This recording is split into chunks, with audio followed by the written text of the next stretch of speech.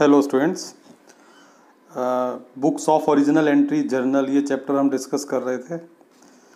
और last video में हमने एक प्रॉपर वे बताया था कि कैसे हमने ट्रांजैक्शन को जर्नल में प्रॉपर वे में रिकॉर्ड करना है। वो कौन कौन से कॉलम्स होंगे जर्नल के फॉर्मेट में जो हमें ड्रॉ करने पड़ेंगे और किस तरह से हमें जर्नल एंट्री बनानी है। वो लास्ट वीडियो में हमने 4 ट्रांजैक्शंस को बेस लेके वो सब हमने डिस्कस किया था। अब इस वीडियो में मैं एक क्वेश्चन आपको दे रहा हूँ, इसकी ट्रांजैक्शंस मैं पढ़ रहा हूँ और थोड़े से हिंट भी दे रहा हूँ। इस क्वेश्चन को प्रॉपर वे में जैसे लास्ट वीडियो में हमने डिस्कस किया था आपने सॉल्व करना है। और सॉल्व करने के बाद मैं इस क्वेश्चन का सोल्यूशन भी प्रॉपर वे में आपको दूंगा, तो आप अपना क्वेश्चन उस सोल्यूशन से कंपेयर करके देख लें कि कहाँ आपने मिस्टेक की है। तो करते हैं शुरू। फर्स्ट ट्रांजैक्शन है, देखिए इसमें हमारी आपको स्क्रीन पे नज़र आ रही है। Siya Ram and sons started business with cash.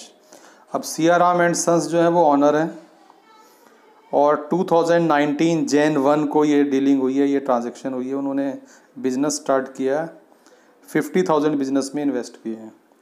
तो आपको पता है जब भी ऑनर बिजनेस में पैसा इन्वेस्ट करता है तो दैट इज़ कॉल्ड कैपिटल। तो 2 accounts are involve in this transaction, cash account and capital account. Capital account owner को रिप्रेजेंट करता है, तो owner is giver here and cash is coming in the business. तो which account will be debited and which one will be credited वो आप decide करें। Rules आपको पता है, हमने डिस्कस किए हुए हैं। उसके बाद Jan 2 purchased goods for cash, 20,000 की हमने गुड्स परचेज की हैं। तो whenever we are purchasing goods, goods means the item in which business deals, and whenever we are purchasing the goods तो they are entered in purchases account.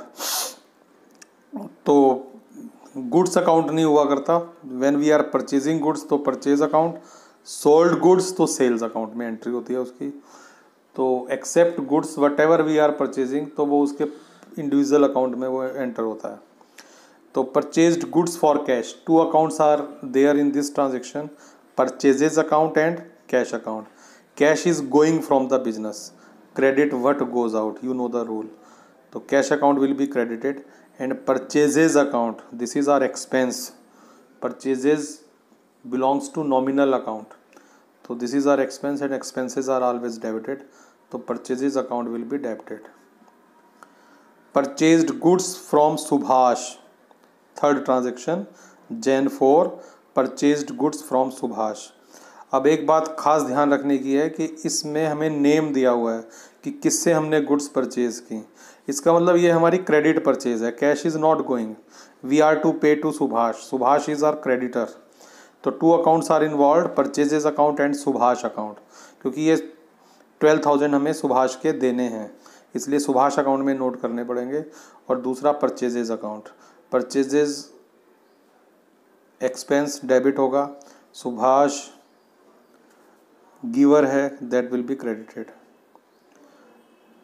Jain 5 purchased furniture for cash 6,000, cash account and furniture account both are asset, one asset is coming other is going. Then Jan 10 paid cash to Subhash, हमने सुभाष को payment किया है, cash is going from the business and Subhash he is person and he is receiver here, तो you know which account will be debited and which one will be credited।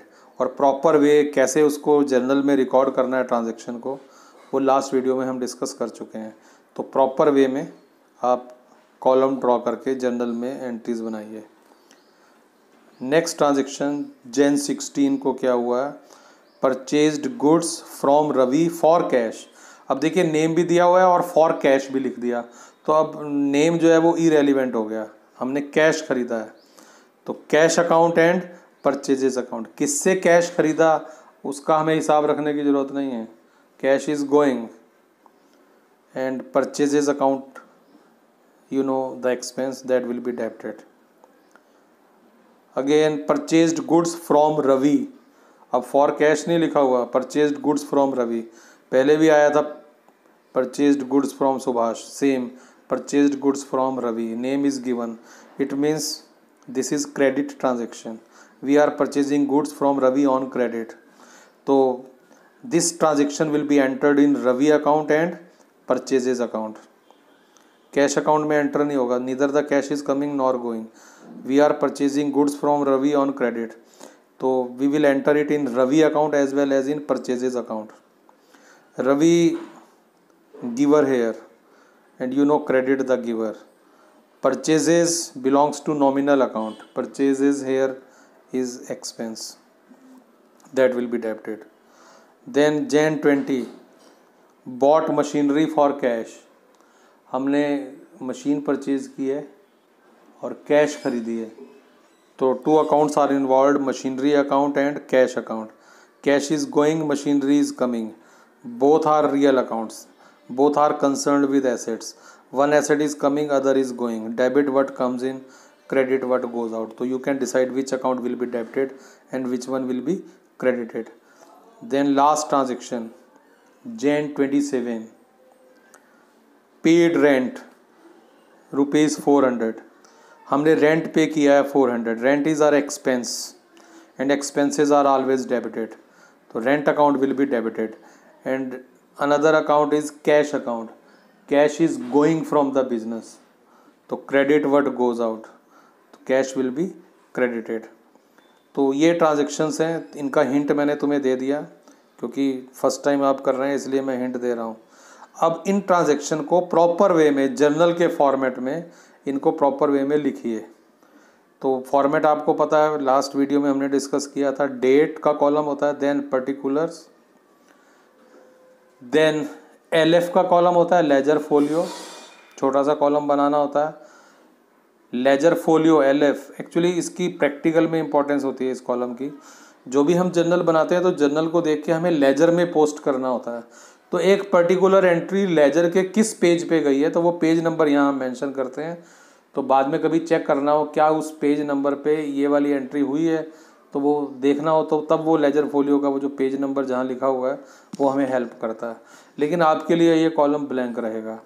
उसके बाद दो column amount के होते हैं, एक वो डेबिट वाला अमाउंट लिखना होता है और एक क्रेडिट का अमाउंट का कॉलम होता है। तो क्रेडिट के अकाउंट के सामने क्रेडिट के कॉलम में और डेबिट अकाउंट के सामने डेबिट वाले कॉलम में अमाउंट हमें एंटर करना होता है।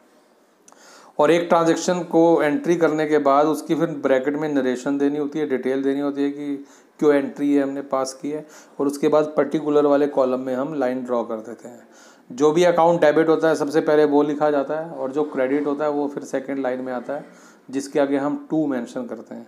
तो ये सब हमने डिस्कस किया था लास्ट वीडियो में और वो प्रॉपर वे भी आपको बताया था कि किस तरह से आपने ट्रांजैक्शन को जर्नल में प्रॉपर वे में रिकॉर्ड करना है। तो इस क्वेश्चन को आप खुद कीजिए और करने के बाद फिर इस क्वेश्चन को मैच कीजिए सोल्यूशन के साथ। तो वो सोल्यूशन भी मैं इस क्वेश्चन का भी यही इस वीडियो में मैंने दिया है, तो आप अपने सोल्यूशन को इस सोल्यूशन से मैच करके देखिए कि कहीं आपने कोई गलती तो नहीं की है।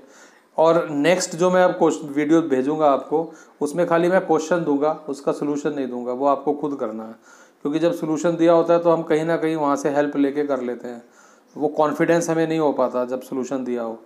तो जब बिना सोल्यूशन के क्वेश्चन होगा तो फिर उसको आप करेंगे तो वो ज़्यादा मतलब सही रहेगा। तो नेक्स्ट वीडियो में मैं खाली क्वेश्चन मेंशन करूंगा और उसको आपको सॉल्व करना है। अभी आपने सोल्यूशन बाद में देखना, पहले इस क्वेश्चन को खुद सॉल्व करें और बाद में मैच करने के लिए सोल्यूशन देखें। Thank you students, thank you so much.